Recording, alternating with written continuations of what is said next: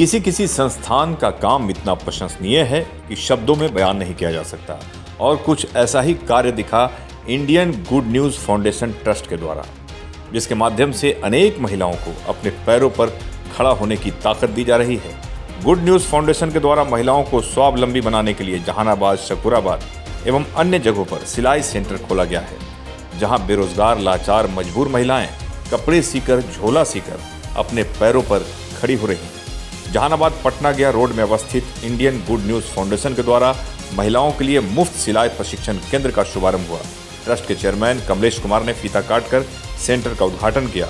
इस मौके पर जहानाबाद सहित दूर दराज से काफ़ी संख्या में महिलाएं मौजूद थी और खुशी जाहिर कर रही थी। महिलाओं का कहना था कि मैं लंबे समय से बेरोजगार थी, मुश्किलों का दंश झेल रही थी, लेकिन इस सेंटर में आने के बाद मुझे अपने पैरों पर खड़ा होने की ताकत मिली, जिसकी वजह से हम लोग बहुत खुश हैं और एक अच्छी ज़िंदगी जीने के लिए कदम बढ़ा रहे हैं।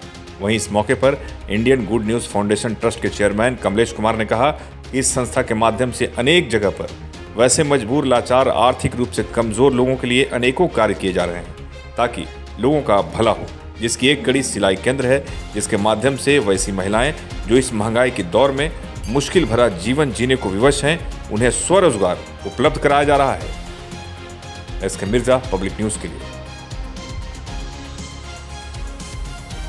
बेरोजगारी को दूर करने के लिए इंडियन, ताकि आप दो पैसे कमाएं और अपने को कैसा लग रहा है इस लाइफ में? अच्छा लग रहा है। मैंने सुषमा, कैसे ये सीखने से आपको क्या क्या फायदा होगा? कमा सकते हैं।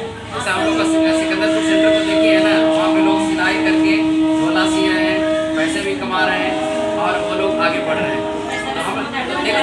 Indian good news foundation. और मैं सिकंदरपुर मेरा घर हुआ और मैं पहले दारू बनाती थी और बेचती थी। मेरा परिवार भी नशेड़ी था और आज मैं सिलाई सीखना चाह रहे थे लेकिन सीख नहीं पा रहे थे।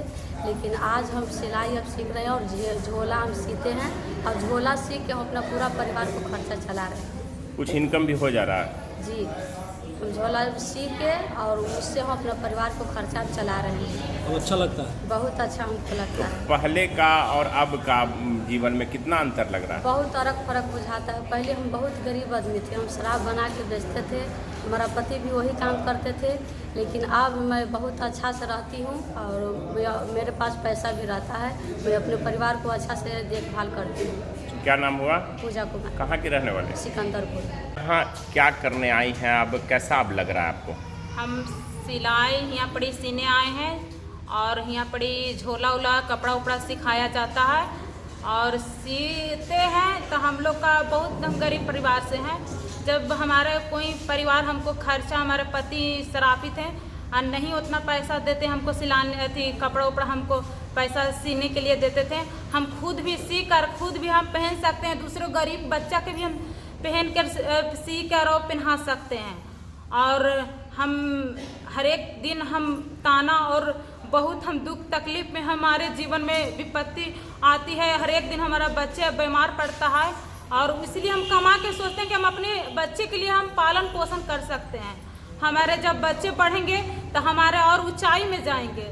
हमारे जीवन में बहुत संघर्ष था, हमारे जीवन में बहुत तकलीफ था, बाकी हम उस कमा कर हम अपने जीवन के हम सफल बनाते हैं।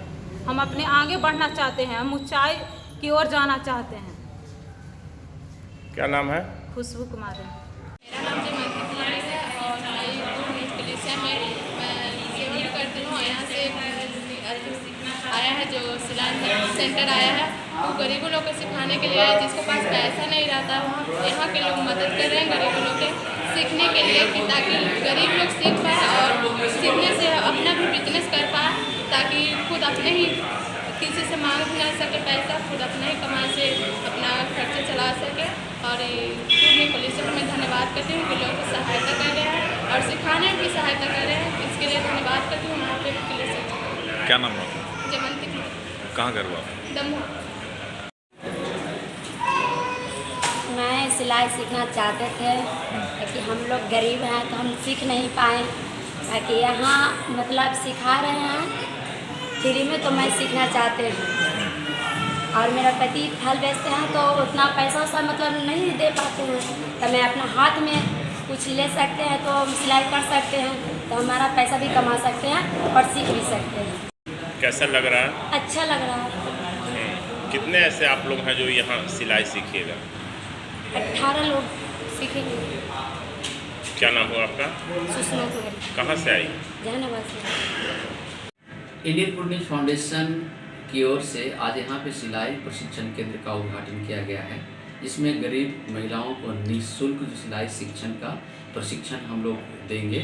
और इंडियन गुड न्यूज फाउंडेशन जो है कई जगह में ये सिलाई प्रशिक्षण केंद्र को चलाती है, जिसमें गरीब महिलाएं को प्रशिक्षित करके उन महिलाओं को स्वयं रोजगार देने का काम हम लोग करते हैं।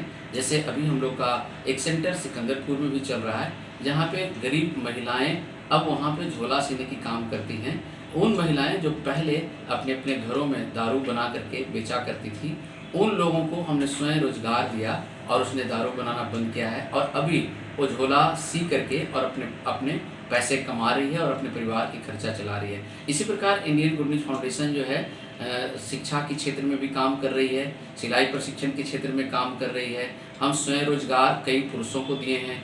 इन कोरोना काल के समय में 2 सालों में कई लोगों को ठेला हम लोगों ने खरीद करके दिया है, कई लोगों को हम लोगों ने रिक्शा खरीद करके दिया है, ताकि वो स्वयं रोजगार करके और अपने परिवार की जीविका चला सके। इसी क्षेत्र में इंडियन गुड न्यूज फाउंडेशन बीते कई वर्षों से काम कर रही है। कमलेश जी, कितने ऐसे परिवार हैं या महिलाएं हैं जो इस संस्था से लाभान्वित हो रहे हैं? तकरीबन सैकड़ों परिवार जो है इंडियन गुड न्यूज फाउंडेशन से लाभान्वित हैं।